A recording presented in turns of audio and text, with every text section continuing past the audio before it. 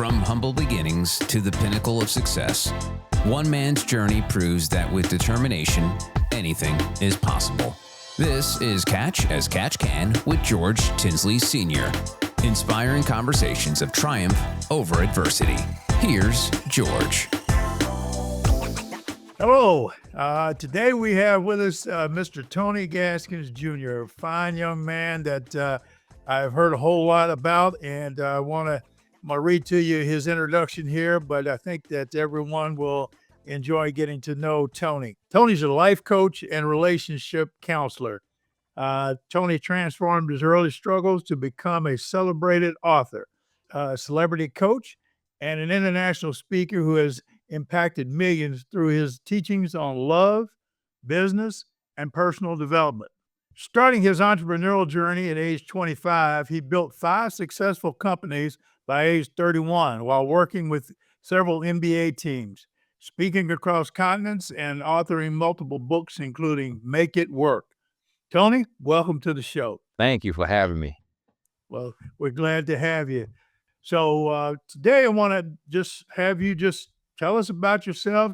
Tell us how you did growing up as a pastor's son, influenced your approach to helping others and building your career of life coaching. Right. That's, when you think about it, it's kind of, you look back and you're like, I don't know really how it happened, but it was almost like this North Star where I'm just going and in pursuit of providing for my family. So I got married young. I got married at 23 and I had just turned 23. I was only 23 for a couple weeks when I got married. And so that was different, for me coming from Arbondale, Florida, and being around a lot of different guys who they still were living the bachelor life. And then we had our son, and that really rocked my world. And so at 23 years old, being a husband and a father, I had to tap into my purpose. And that's when I really started pushing my book. My wife encouraged me to clear my mind, shrink my circle, and go full throttle in doing something that would actually matter. And so I started pitching myself to Oprah every day. I was working at a group home, and every day before work, I would leave for work at 3 p.m., work until 11 p.m., but I would wake up in the morning and I would just be pitching myself to Oprah, to Tyra Banks, and to the news outlets. And then I would be writing my book or working on a new project within a company and basically working 80 hours a week. And then one day while I was at the group home, I got a call from Oprah's producer, and I stepped out and they were like, hey, we want to fly you and your wife to Chicago to tell your story of when you were a toxic young man playing college football. And that really, it was kind of like a pat on the back to let me know that I could be heard and I could turn my pain into purpose. So Tony, as you started, you mentioned that you started at this hit around age 23. Can you give us a little peep of prior years leading up to that particular point? I was a athlete growing up. My dad became a pastor probably when I was 14. But before that, we got into the church when I was 6. And so my whole life was just like structured. Had to read a chapter from the book of Proverbs every day, had to write a paragraph summary. And then I had to go to the book of John and read from the book of John up to the book of Revelation. And so I was like one of those kids on fire for the Lord. And then at 15, that's when the real world, it's like I got to high school and it hit me hard. And so I got distracted by the young ladies, but I played basketball and football. And I got in trouble my 9th grade year. I was hanging with another pastor's son, and we decided we would steal a shirt out of the Lakeland Mall. And we thought we got away with it. And then this all black car pulled up on us. He hopped out and he called me over because I was holding the bag because I wanted to wear the shirt to school first. And he said, what you got in that bag there? I said, just some clothes I bought at the mall. He said, well, we got y'all on camera stealing those shirts.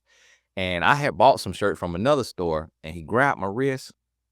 He bent it back all the way. And I learned early that I couldn't be a real thug because I snitched on my friend quick. I said I wasn't the only one.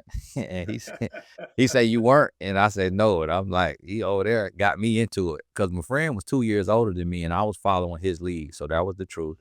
And we went to jail that night in Bartow. They drove from Lakeland to Bartow and put us in the cell. And then here you got husband and wife pastor duos coming in to pick up their sons. And I separated at that point. That friend ended up being, eventually strung out on drugs and going to jail back and forth, for the rest of his life. But my parents sent me to a private school that next year, and I became the number one running back in Polk County, averaging over 10 yards a carry. And in basketball, I was averaging 18 points a game. We went back to play the public schools that I had always grew up playing those guys, Winter Haven, Arbondale. We beat all the public schools in basketball. And it was a different experience, but then I didn't get to play basketball my senior year. And my dad and my coach had a disagreement, and I sided with my dad, and I just sat out. And so I took my football scholarship, which was a Division II scholarship. It was a full scholarship because they put together athletic and academic and grant money. So it was $28,000 a year in West Virginia. And that's what led me up to it. But I took some of the bad habits from trying to be cool and fit in. And I got kicked off the team at 21 years old. And that's what really started to, rock my world. Very, very, very interesting. And now here I see a little bit more about your early life as to what the molding up to church, and then straying a little bit away, and this experience in the lockup, which will certainly get your attention, and then you find your love, and you get married, and you're having a child. And so you mentioned in one of our conversations before about the tough love of your wife and how that affected your life. Could you tell us a little bit about that? When I met my wife, I was 21 years old, and all I knew was toxicity, just being a knucklehead. And she put up with it for about 2 months, and then she broke up with me, and we were apart for 6 months. And our paths crossed again 6 months later, and we immediately hit it off that same day. And then 10 months later, we got married. And then when we got married, we had our son the next month, and he was in intensive care unit. He was born 2.5 months early at 2 pounds, 10 ounces. And I got scared. I thought he was going to die. I didn't understand the NICU, the neonatal intensive care unit. And one of my cousins was like, hey, I got some work in the streets to make you some extra money. And I'm like, cuz my wife told me that if I go back to the streets, she's done with me. Like, she refused to be with a guy that won't be above board. And he was like, cuz, you tell your wife she's not going to care when that money comes in. And so I went home and I told my wife, you ain't going to care when the money come in. and she just kind of looked at me, and I went back out there, and it was probably a week, 2 weeks. One day I came home, and I was home. She wasn't home, and she came home, and she had her Bible in her hand. She had her hair in a ponytail. She had her glasses on because she normally wear contacts, and she had her glasses on. Her eyes were red. And I said, oh, Lord. She had been in a meeting with her uncle and a pastor, and they had basically given her the talk and given her the strength to, like, hey, you got to walk away. You got to stand on what you said. Don't reinforce it. And so she told me that day she was leaving if I wasn't leaving the streets. And it was that right there, that was the straw that broke the camel's back, because we had only been married for a few months. I think this was May or June. This was June, and we got married end of March. And so it was her not reinforcing what I wanted to do that was not advantageous to our goals as a young couple. And I had a decision to make: choose my friends who can do nothing for me and the streets, or choose my wife and our child. And I made the right decision. And when I came back, she came back. I begged her back over, it was about 3 days, nonstop calling her all day. And then she came back, and I never looked back since then. Like, I went full-fledged, set a goal to be on Oprah in 2 years, and it happened, because that was June of 2007, and I got on Oprah in March of 2009. So beat that goal, and it taught me so much, and that's why I wrote the book entitled A Woman's Influence, because having a strong woman who wouldn't reinforce, because my friends and cousins, they had women who reinforced their toxic behavior. Like, they were dating, nurses, like successful women, like degree holders, like my wife, but they would allow them to be in the streets. But my woman said, I don't care what anybody else is doing. I refuse. And that really changed our life. That's a great story, Tony, and it sounds like, well, not sounds like, you've got a great partner there that really changed and turned things around. Because it sounds like it could have been very easy, to be back out there and just enjoy the money, right? And so that's very good. You mentioned also that your first company you started at age 25, Soul Writers LLC. Tell us a little bit about how that happened. Was this before Oprah or after Oprah? I had already written 2 books when I went on Oprah in 2009, and I became an author 2007. And I actually started that first company, I'm getting my dates wrong, 2008. And so Okay. when I went on Oprah, I was telling a story.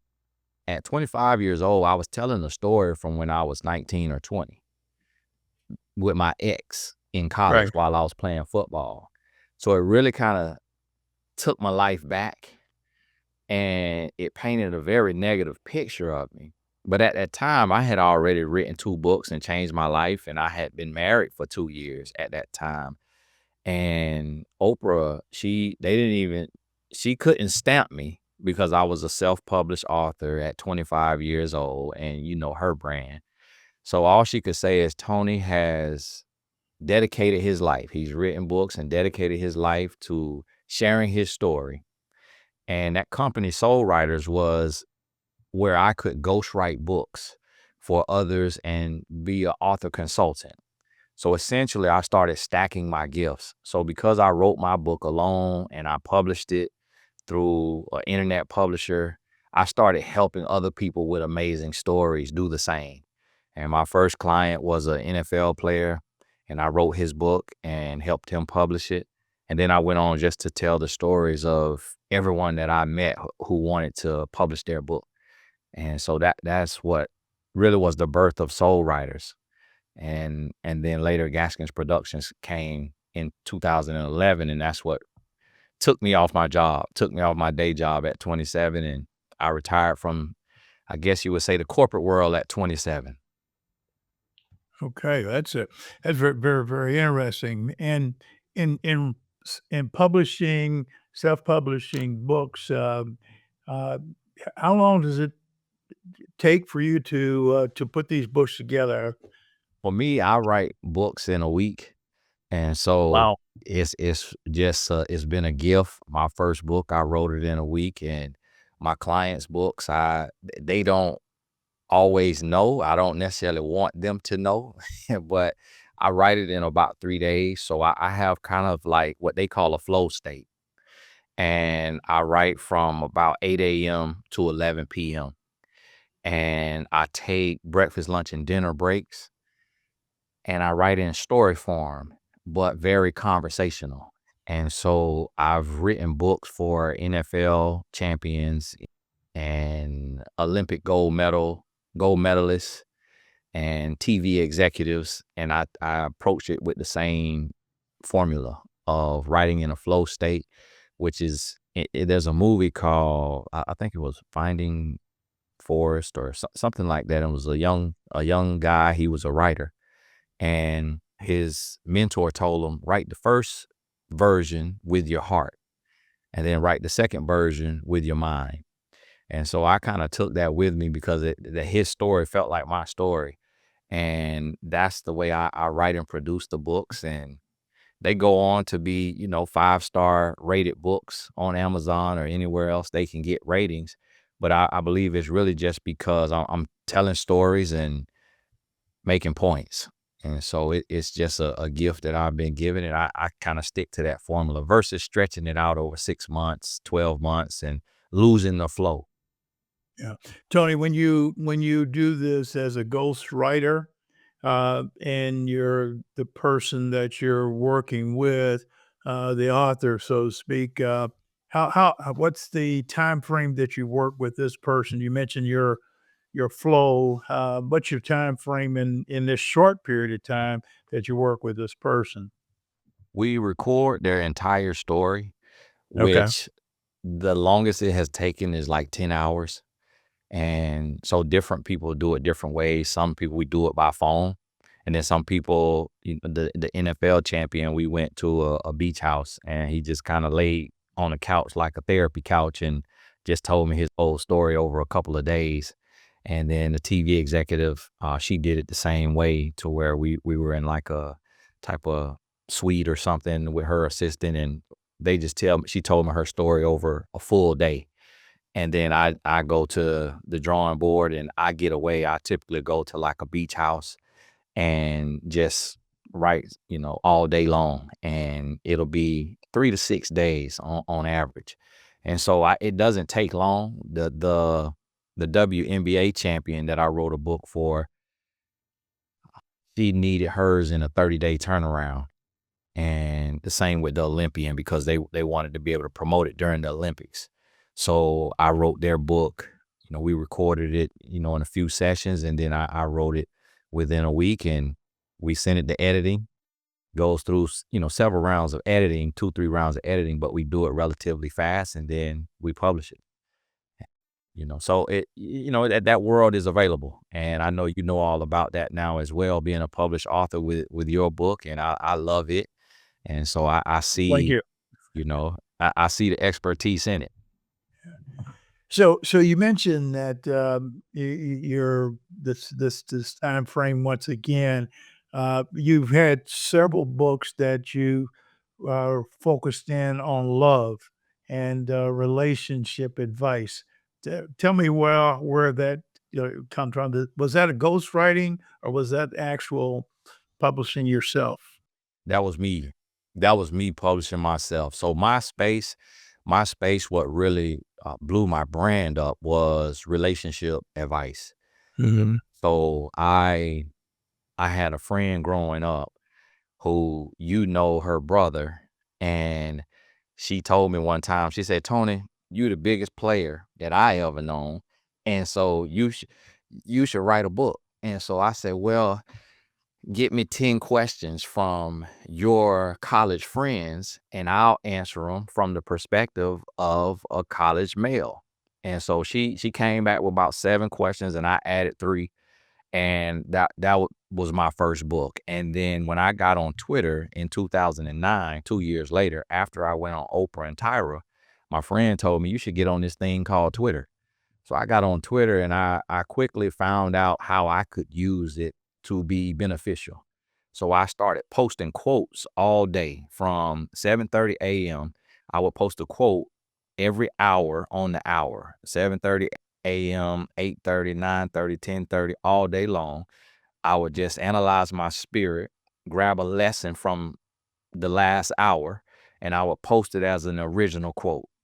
And then from 10 p.m. to 10:30, I did what I would call a tweet sermon, where I would post at 10, 10:05, 10:10, 10:15, 10:20, 10:25, 10:30. And that tweet sermon would be relationship based.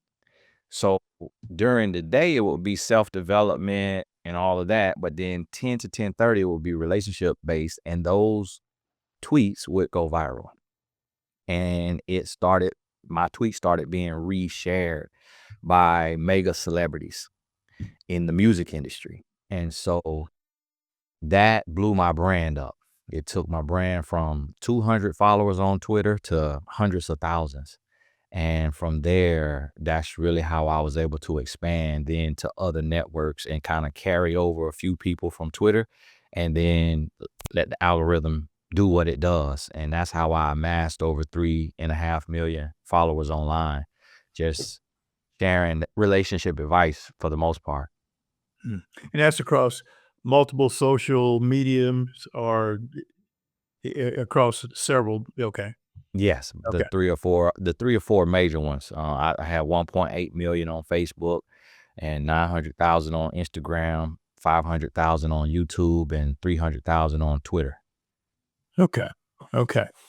Very, very interesting. So you're doing your authorship and you're building these different companies that you have. How did tell us a little insight on how you manage each one of those specific companies. As I understand, you have a small staff. Right.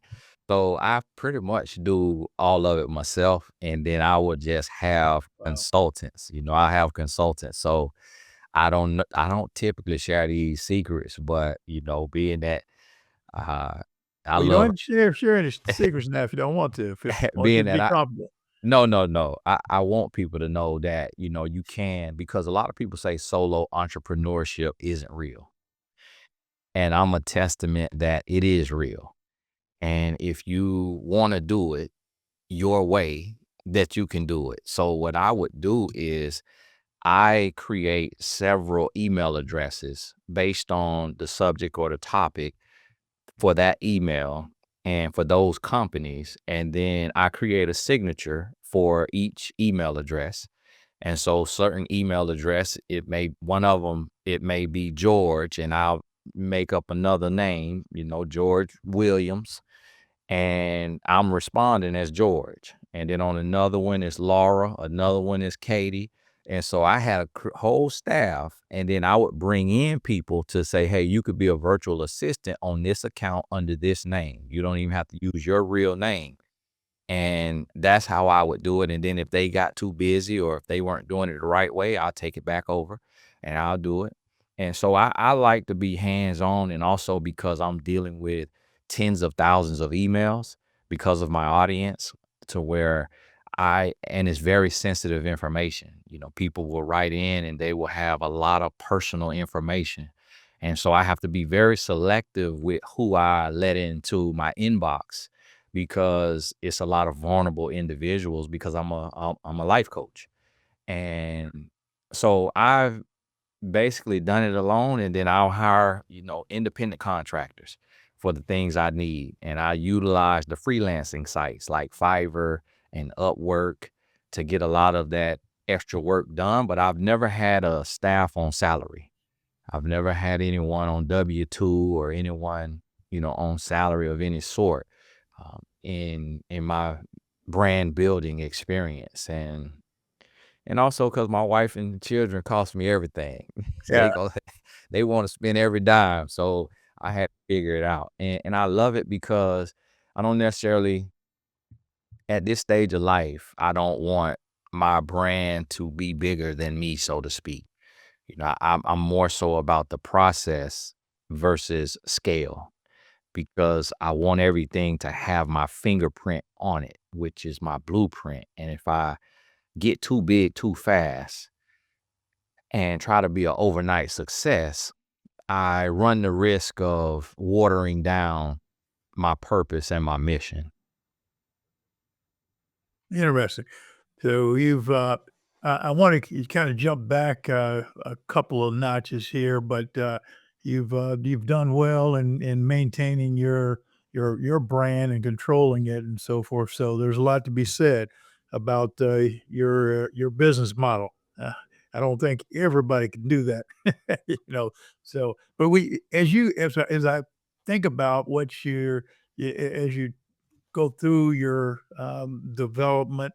Uh, when you were in college, what did you major in? What was that where it started to take shape, or was it prior? It uh, honestly, it is to strengthen my faith in God because what I do, they don't study in college. We didn't have it in college then. Okay. Now there are entrepreneurship degrees, there's life coaching degrees. All of that came after college for me. Okay. So I was a business management major, and it was very, corporate and structured type of information. And then I Right. switched to criminology because my dad was a police for a few years of my life, and I was very intrigued with that world. But what I do today, it really, I didn't learn it in college. And Mhm. so I was in college for 8 years and I never finished. I'm still working on my bachelor's degree, Okay. and I'll take a class here, take a class there. But I like to say I went to Mistakes University Okay. and got a PhD. And Sometimes that's where you do it.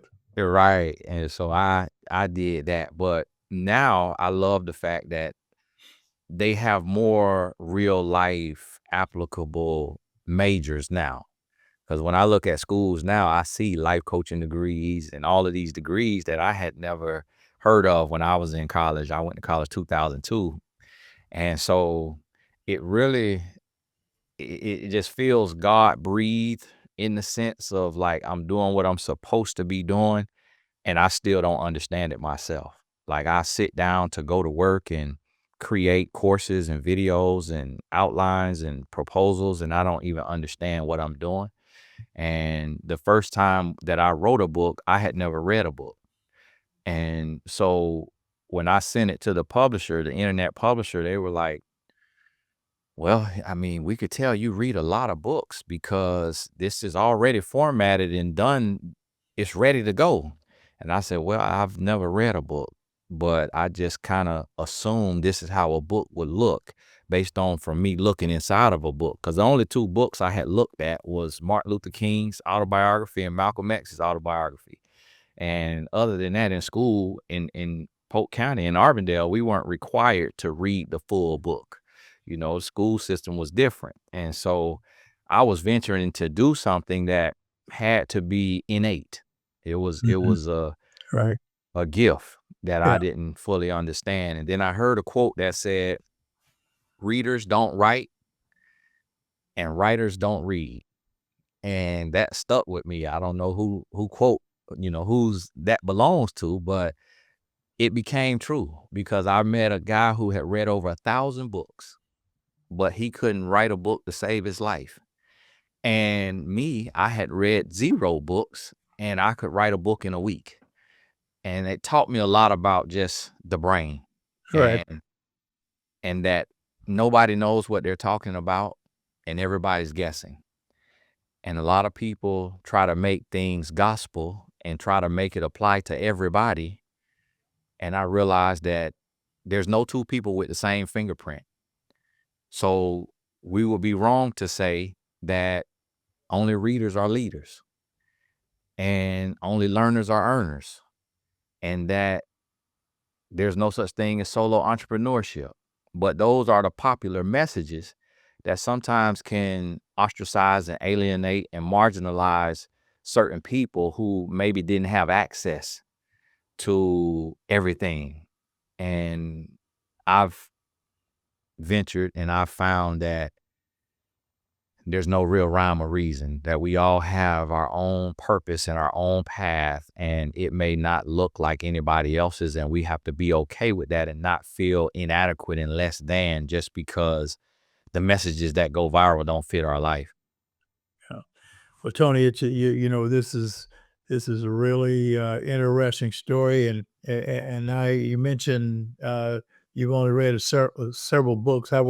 I would include the Bible in there in your early learnings and readings, and given your teaching from your dad, and reading the Bible and giving a report on it every what I'm not sure was that every day or every week, whatever you were doing there certainly has a lot to do with where you are today, and those skills and learnings that you developed there plays a big part in your life. For those who've just joined us, I want to reintroduce Mr. Tony Gaskins Jr. here, who is a life coach and a relationship counselor. Outstanding young man, brilliant, I might say, in his and self-development and developing his companies. Tony, you mentioned that you have been involved with the NBA teams and NBA players. Tell us a little bit about how that came about. Twitter, it changed my life, and I had a marketing strategy, a networking strategy of when I posted tweets, if I seen someone retweet me twice, I would direct message them and tell them thank you for their support. And one day I did that, and the person wrote me back and was like, "Hey, no problem. I would like to introduce you to my aunt who was a health consultant for the NBA and the NFL." And at that time, I was 26 years old. And then when I spoke to the health consultant, Miss Sandra McDonald, she introduced me to the assistant of, I believe, the director of the National Basketball Players Association. And they brought me in to speak to the top 100 high school basketball players when I was 26. And after speaking to those young men for, I think it was 20 minutes, the president, which was, I believe, Antonio Davis, who was a Indiana Pacers star, I believe, back in that right before then, and he Yes. transitioned. Mhm. And so he came up to me and he said, "Man, that was an amazing speech." And he said, "What you mentioned, I have it tattooed on me: choices, decisions, and consequences." And that was a topic they gave me, and I just kind of told my story. And so then they asked me to come speak to the NBA rookies that same year, which was a few months later. And that was the class of John Wall. He was the #1 pick that year. And so that's how I got into it. It was a Twitter connection, and I did it, and they brought me back every year until I was put on retainer exclusively for an NBA team to help their players kind of get along and build chemistry. And leading up to that NBA exclusivity with that team, I had started working with college teams through Twitter as well. So from the players retweeting me, college coaches started seeing that they were mentioning me and retweeting my quotes. And so college coaches started following me. And it was the women's side first in women's basketball. And I started working with those programs from Western Michigan University, which was Coach Tasha McDowell. She gave me my break into the college world. And then that led me to working with UCLA women's and Florida State women's. And then eventually, after the NBA, it took me to the men's side. One of my NBA players put me with Baylor. And then from Baylor, it started to spread. And so it was just, a network, one coach telling another coach, and me just trying to save the world one student athlete at a time. As you were doing this, you're still maintaining your companies, still running your companies, correct? Yes, because those events are like, those things are like once, just one day a week. Right. And, so it would only take from me, other than the NBA, I was working with the Houston Rockets. Other than that experience, because that one would take 2 to 4 days a week. Right. And what I would do during that period, I was touring. So I would work with the team for 2 days. And then on the weekend, I would do a speaking engagement that I produced myself. And the way I did that is I would Google event space in Detroit, and I would click on images, and I would find the image of the ballroom that I like, and I would click it, and it would be like a Marriott hotel, and I would write in and negotiate the price, and it would be, let's say, $1,200. I would make the deposit, and then I would fly into Detroit, and I would be selling tickets through my Facebook page. And then I would sell 300 to 700 tickets at about $25 to $80 or $100. And the night before the event, I would send an email to the ticket holders, and I would say, "Hey, I need some volunteers." And then they would all write in saying they'll volunteer. I'll pick the first 12 people, and then I would say, meet me at the venue 2 hours before it starts. And then I would delegate and give everybody their jobs. And so it would just be me. And when it was time to start, I would just come in from backstage, grab the microphone and teach for about 2 hours. And then get on a plane and fly home. Wow. We have any young entrepreneurs out there listening to this story? You just threw some wonderful nuggets out there for them to take a look at. That's quite interesting, Tony. That's how you put that together. You know, Antonio Davis is now the president of our Retired Players Association. I was just on a call with him last week and had some emails back and forth with him on the membership committee of which I belong to now. After prior, being the chairman of the board of the NBA Retired Players Association, so gotten reconnected, and these type of events that you're involved in, they have going on obviously at different levels throughout the country. But that's very, very, very interesting. Good feedback. Are there any particular athletes today that you're working close with, NBA, NFL, or Uh, otherwise? I, I work with athletes in the NBA, MLS, MLB, and boxing, and I've formed a habit of not mentioning them Mhm. uh, publicly because sometimes it could be spent by the media that they're having relationship issues or that Okay. they're having life issues. And Right. so I unlike the on-court trainers or the personal trainers, they can kind of market their name and say, "Hey, these are my clients."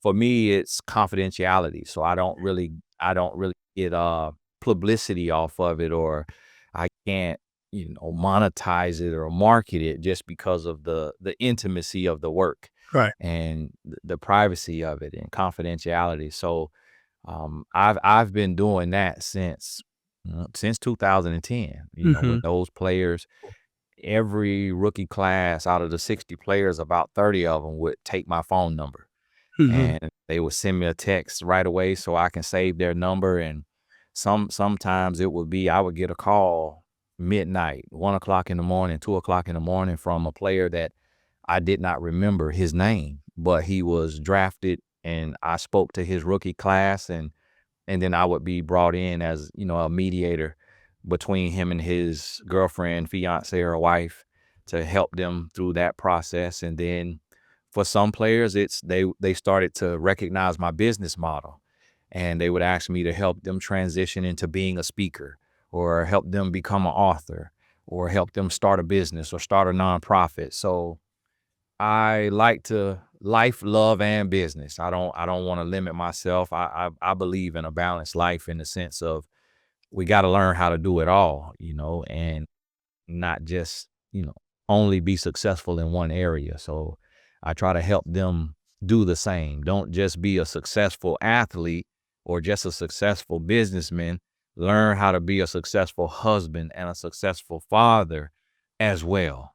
So in doing so, in a general sense, what's been the biggest challenges that you've had in these kinds of working relationships, especially if you have multiple relationships that you're working with? Has there been anything that just jumped out at you? The biggest challenge is getting them to understand that not everyone in their circle should be a yes man. Hmm. And so I am not a yes man. And when they understand that I'm going to say what they need to hear, not what they want to hear, and then I'm going to do what's in the best interest of both parties. So if they have me speaking with one of their family members or a significant other, I'm not going to push their narrative or coerce or convince someone to enable them. And I will speak life and truth to every party. And so that's been the biggest challenge of them getting accustomed to someone telling them the truth even when it hurts, and them getting upset with me and mad with me and getting distance and, cutting me off for a little bit and then coming back sometime later and saying, hey, everything you told me was right. Everything you told me I needed to hear. And now I realize that, you're not like everybody else, that you're actually a real person. And so that has happened numerous times. And it's bittersweet because, you have those little riffs, but then, so that's the bitter part. But then the sweet part is when it comes full circle and it works out, and they realize that not everybody is trying to take from you. Not everybody needs you financially. And there are people who have genuine hearts and really care. And so and it's hard for them to believe that. So that's the other part, is helping them believe in someone being genuine. Like they can't believe it. Like it's hard. They're so used to everyone taking, that when you're genuine, they're waiting on what they would call the other shoe to drop. Like they're waiting to see you show your fangs or show your greed or show that you're not who you're portraying yourself to be. And so that process is always interesting.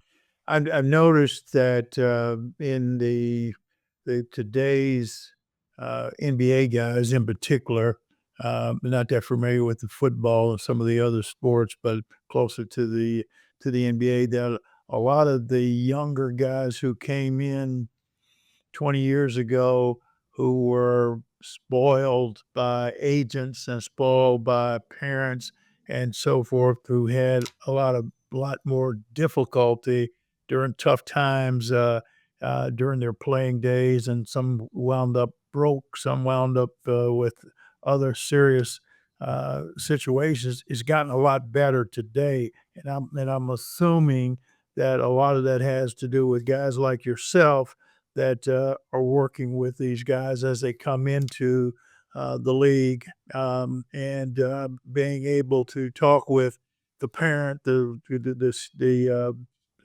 agent, the financial person, and so forth. Because today they're making so much more money, and but dealing with a lot more tougher decisions when they're entering the league as 19-year-olds and as 20-year-olds. So I'm sure that the work you do is very beneficial. Would you agree? Yes, I definitely agree. It's more coaches that in the college level now that are starting to understand the benefit of speakers, like teachers and life coaches, so to speak. And what I have been able to help coaches understand is that the player's mind off the court is just as important as their body on the court. And coaches like Coach Scott Drew at Baylor, he really was the first coach that I saw that tapped into that space. And in our first full season, we won a national championship. And that was his 17th season. And as he tells me, he was like, Tony, we didn't change much, but we added you. And these guys working on their life off the court really helped them focus on the court. And the proof was in the pudding, because to win a national championship with a team comprised of players that none were, it was no top 5 players, top 10 players, at the highest rank probably would have been 50th, in the nation, maybe coming out of high school.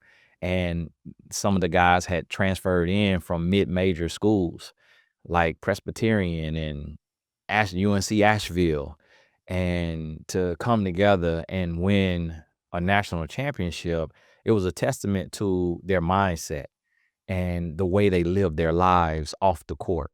And that really translated to their play on the court, because they were focused on limiting all of the distractions. So some of them cut out like intimate relationships with women altogether, and they sacrificed during the season.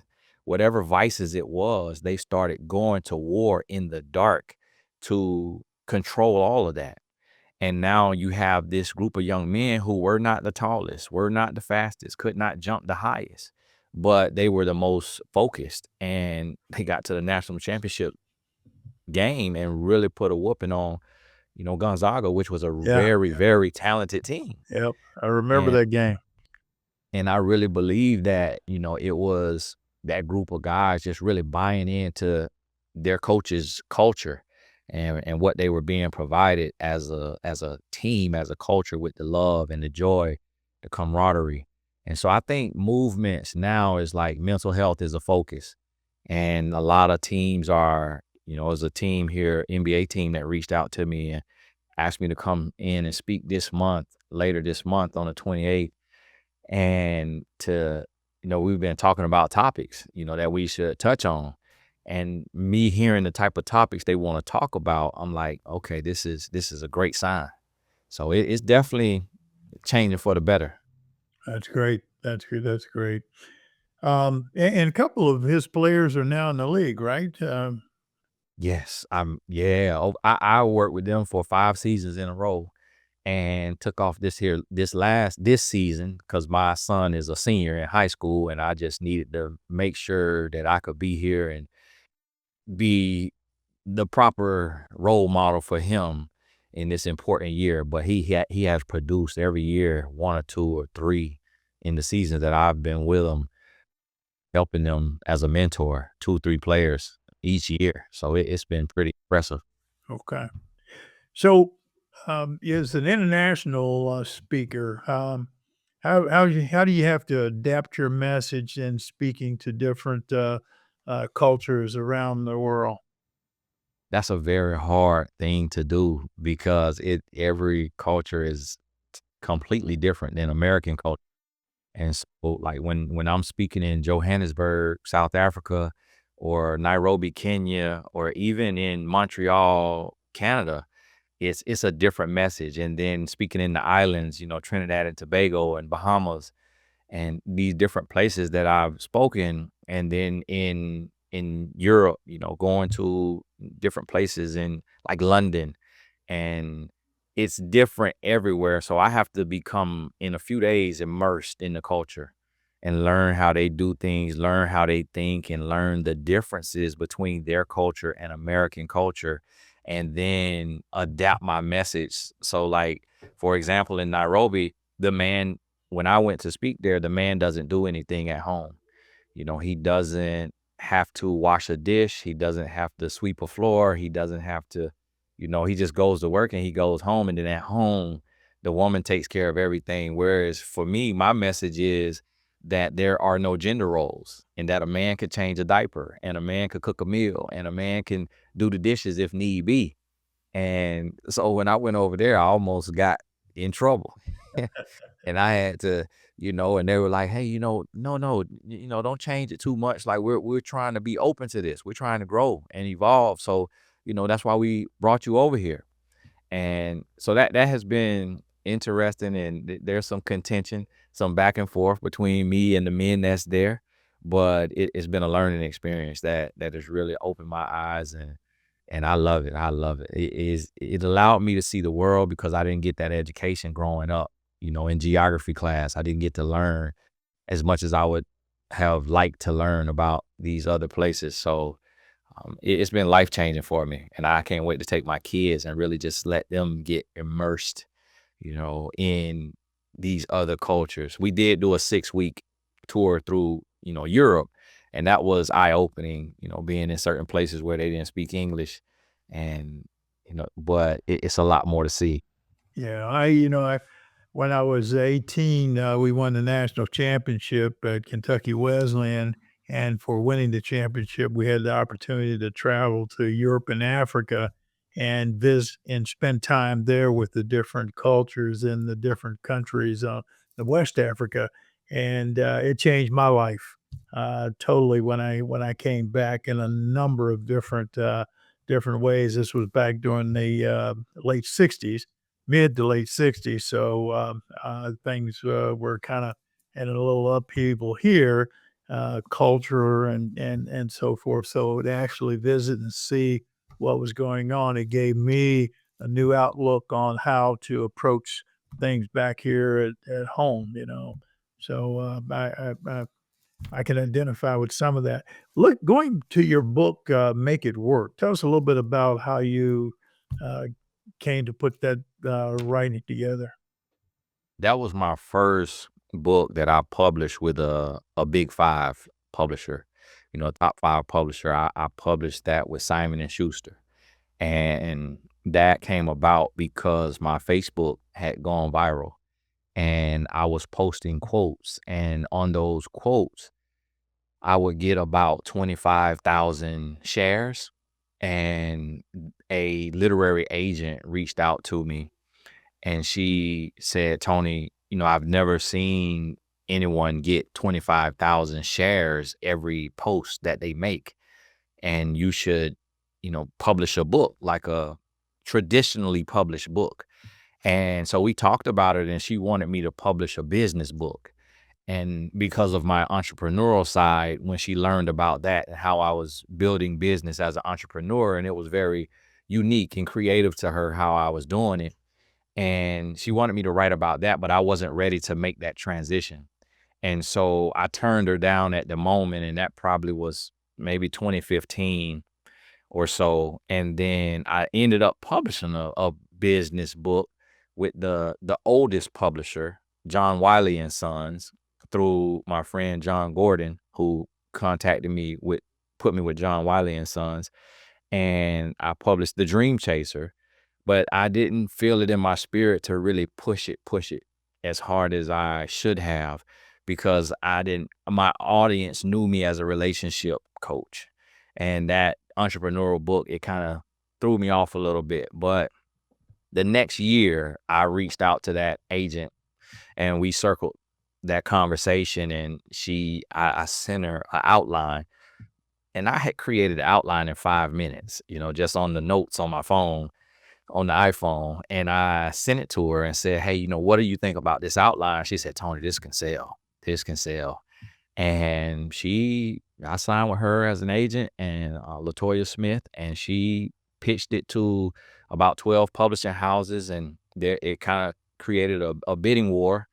And then Simon and Schuster had 2 imprints that were, fighting over it. And then they decided, hey, let's just collaborate on it, and we'll both publish this together, these 2 imprints under Simon and Schuster. And so that's how that came about. And so they offered me a 2-book deal, and that's what birthed A Woman's Influence as well. But Make It Work was really, my heart and soul, because it was all of the lessons, 22 lessons that I felt were principle based and timeless, that could help any couple, because it had sustained my wife and I, which we are, being millennials, it's extremely hard to remain married and faithful as millennials with all of the distractions, Right.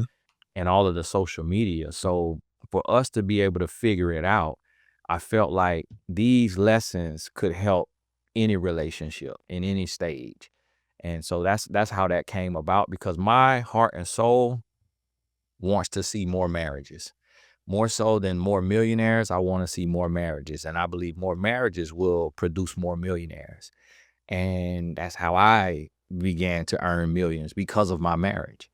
And so that's really where my heart is at. But I'm glad I put that out there, and I learned a lot through with traditional publishing. And Yeah. so now I'm kind of more into hybrid publishing and, independent self-publishing. But the traditional machine was very cool, to be in every store in America, every Walmart, every Target, that was pretty cool. So, as a self-taught individual that's been successful, to our audience that's listening in out there, what would your advice be to those that may want to travel the same route? I would say spend 30 minutes a day looking within. 30 minutes of stillness, of quietness, and just mental mapping, like exploration of your mind, of your ideas, of your dreams, of your visions. and really getting in tune with who you are internally and intrinsically. And then from there, putting it on paper or jotting it down so that you create from within instead of from without. A lot of times we look outwardly for inspiration and we listen to the gurus and the teachers and the speakers, and we fail to realize that they are no more qualified than us. And we all are equally qualified, but we have to look within. And it's our job as a people to look within and then produce and then collaborate. And that has really changed my life by looking within and creating my own blueprint, creating my own sales funnel, creating my own launch formula, creating my own business model. Instead of listening to every voice, I will hear what they say. I take it with a grain of salt. And if it doesn't make sense to me, if I can't understand it, and in the words of Albert Einstein, explain it to a 6-year-old, then I discard it and I create what I can understand because I can live with that for the rest of my life. And that's what I would say. Like we all are geniuses. We all are capable. We all are born millionaires. We just got to look within our internal bank to cash the check. And that changes everything. Great advice. What does it look like now moving forward, the next phase in your life, Tony? It is scary. It is scary. I'm 40 now and I will be 41 next month. And it's starting to scare me now because my vision is expanding. And I'm gleaning inspiration from individuals who have dreamed dreams much larger than them. And I have been afraid until this point. And now I realize I'm closer, maybe, not I'm not gonna speak that. I was gonna say I'm closer to the grave than I am to the birth canal, but I believe I'm gonna believe a little more. And so, but I know this next 40, I want it to be 40 years of legacy and legacy building, things that I can leave to our sons and my grandchildren.